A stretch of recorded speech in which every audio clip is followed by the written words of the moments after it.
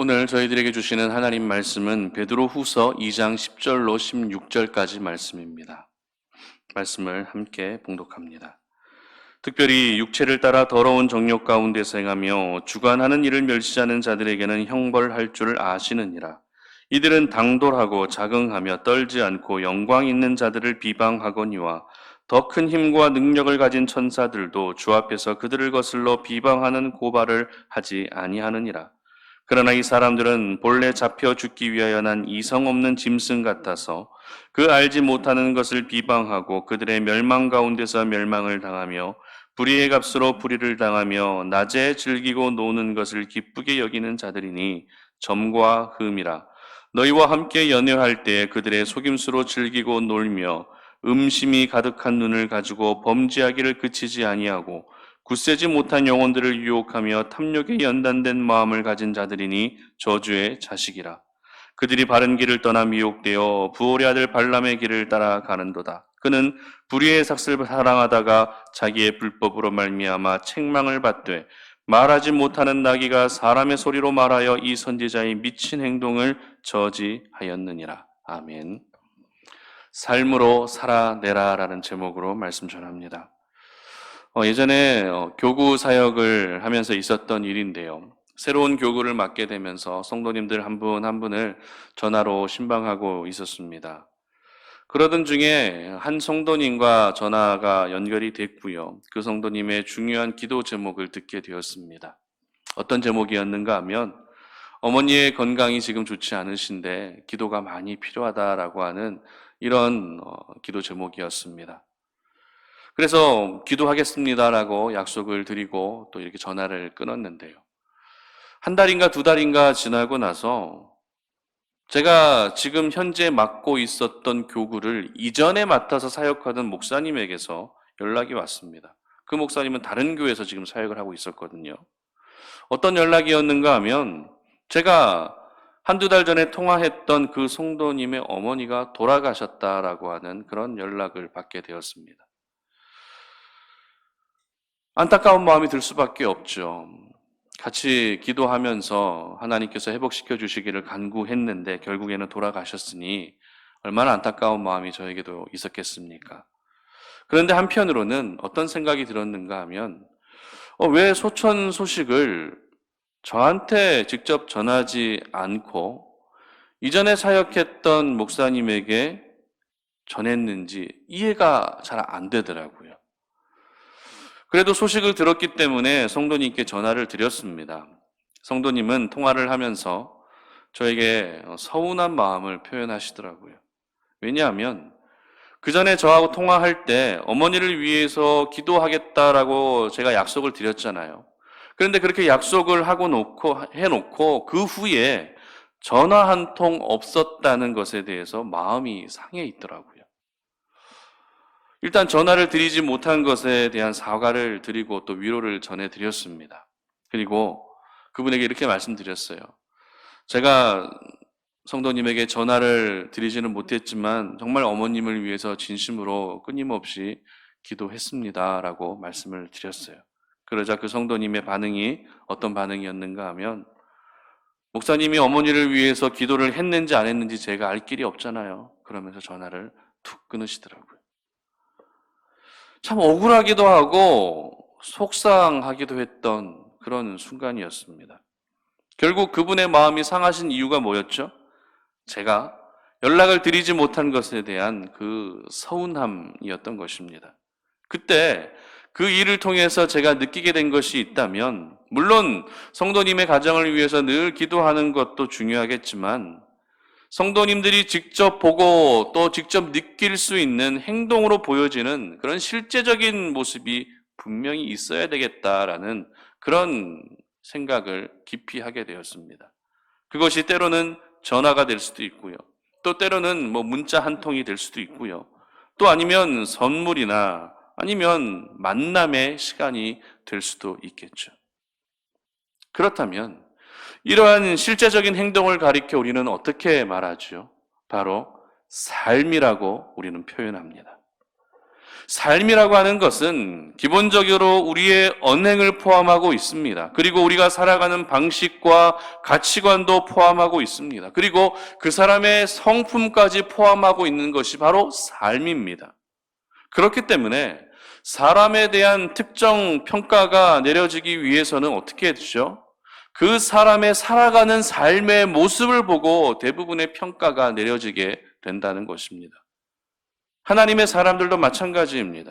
하나님의 자녀라면 하나님의 자녀로서의 삶이 분명히 있습니다. 믿음을 가지고 살아가는 사람이라면 그 믿음에 합당한 삶이 분명히 있다는 것입니다.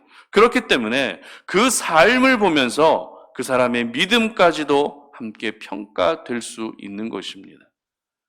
저희들은 베드로후서를 묵상하고 있습니다. 계속 살펴보고 있는 것처럼 베드로후서의 배경이 되고 있는 가장 큰 문제는 어떤 문제였다고요?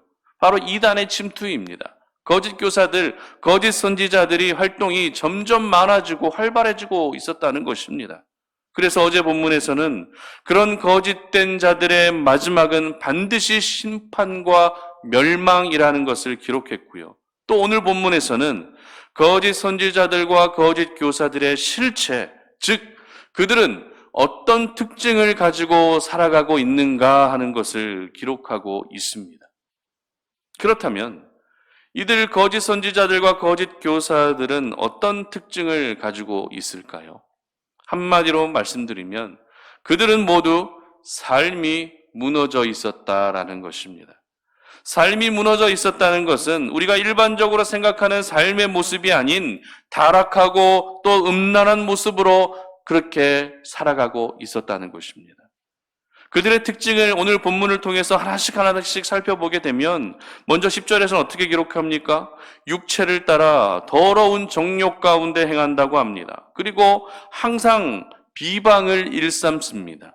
12절에서는 이성 없는 짐승과 같고 낮에 즐기고 노는 것을 기쁘게 여긴다라고 합니다.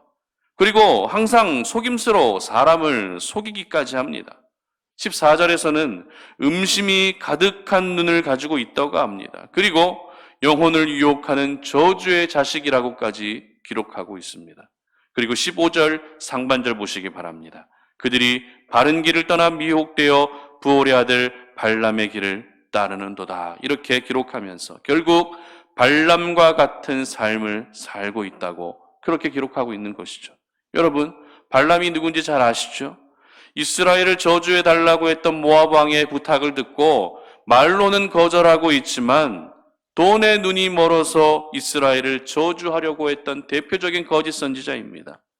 성경은 이러한 발람의 행동을 가리켜 16절 하반절에서 미친 행동이라고 표현할 정도로 이 발람은 문제가 많은 사람이었습니다.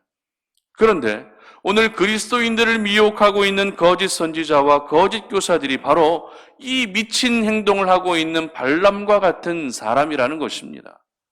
입으로는 유창한 언변을 구사했을지 모르지만 삶으로는 전혀 덕이 되지 않고 자신의 쾌락과 또 죄의 삶을 즐기며 살았던 거짓 선지자들의 실체를 언급하면서 베드로는 성도들이 더 이상 그들의 가르침에 미혹되지 않기를 강력하게 권면하고 있었던 것입니다. 즉, 그들이 전하는 가르침이 분별이 되지 않을 때는 어떻게 해요? 그들의 삶을 보며 분별해야 한다는 것입니다. 이처럼 거짓 선지자들의 삶은 완전히 무너져 있었고 완전히 타락에 빠져 있었던 것입니다.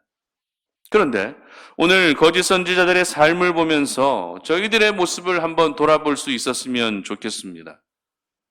거짓 선지자와 같이 입으로는 잘못된 가르침을 전하지 않는다 할지라도 오늘날 삶이 무너져 있는 그리스도인들이 얼마나 많이 있습니까? 만약 그렇게 삶이 무너지고 또 세상의 쾌락을 쫓아 살아가면서도 입으로는 나는 예수 믿는 사람이라고 입으로는 나는 기독교라고 말하고 다닌다면 그것이야말로 하나님의 영광을 가리는 그런 행동이 아닐까요? 그리고 오늘 본문에 기록된 거짓 선지자와 거짓 교사들과 다를 것이 없다는 것입니다. 그러므로 저희들은 오늘 이 거짓 선지자들, 거짓 교사들의 그 무너진 삶의 모습을 보며 그것을 반면 교사로 삼아 하나님의 자녀로서의 삶, 그리스도인으로서의 삶을 사는 정도가 아니라 반드시 살아낼 수 있어야 되는 것입니다. 사는 것과 살아내는 것은 분명 다른 것입니다. 의미상으로는 비슷한 의미일지 모르지만 마음가짐이나 그리고 자세적인 측면으로 보게 되면 사는 것보다 살아내는 것이 더 책임과 의무를 많이 담고 있다는 것이 느껴지실 것입니다. 그렇습니다.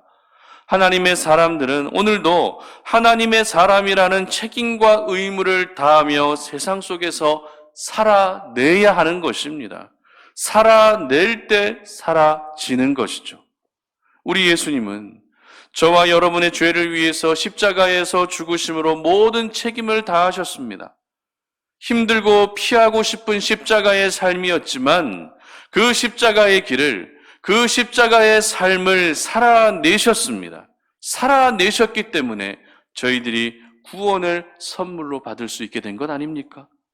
그러므로 예수님의 희생으로 우리가 구원을 선물로 받았다면 예수님이 살아내신 이 땅에서의 삶을 배우고 또 따를 수 있어야 하는 것입니다. 예수님이 보여주신 희생과 섬김, 그리고 연약한 자들을 향한 무조건적인 사랑, 죄에 대해서는 분노하시는 그 모습까지 예수님의 삶을 본받고 그 삶을 저희들 역시 살아내야 하는 것입니다. 이와 같은 삶이 회복되어질 때 진정한 하나님의 사람이라는 평가를 들을 수 있게 되는 것입니다. 그리고 진정한 믿음의 사람이라는 평가가 주어지게 되는 것입니다. 아무리 말로만 내가 믿음을 외치고 하나님의 자녀라고 외친다 한들 삶이 무너져 있으면 그 믿음은 거짓이 될 수도 있는 것입니다. 그러므로 우리 송탄 오륜의 모든 가족들은 여러분들이 가지고 있는 믿음을 삶으로 살아낼 수 있기를 바랍니다. 여러분의 신분인 하나님의 자녀로서의 삶을 살아내시기를 바랍니다. 그래서 거짓 선지자와 또 거짓 교사들과 같이 행하지 마시고 진리를 소유한 진정한 하나님의 사람이 되시기를 주님의 이름으로 축복합니다. 함께 기도합니다. 살아계신 아버지 하나님 감사합니다. 오늘 이 아침에 우리가 주의 말씀을 통해서 이 땅을 살아갈 때 정말 우리가 하나님의 자녀라고 하는 그 합당한 삶을 살기를 원합니다. 믿음의 삶이라고 하는 그 합당한 삶을 살기를 원합니다.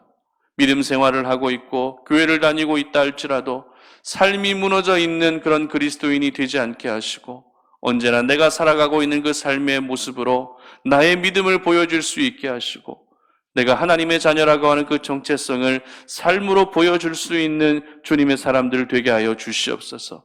거짓 선지자들과 거짓 교사들은 그들은 우리에게 친근한 척 이야기한다 할지 모르지만 늘 유창한 언변으로 우리에게 다가와서 우리를 유혹하고 있지만 그들은 삶이 무너져 있는 그런 저주의 사람들임을 기억합니다.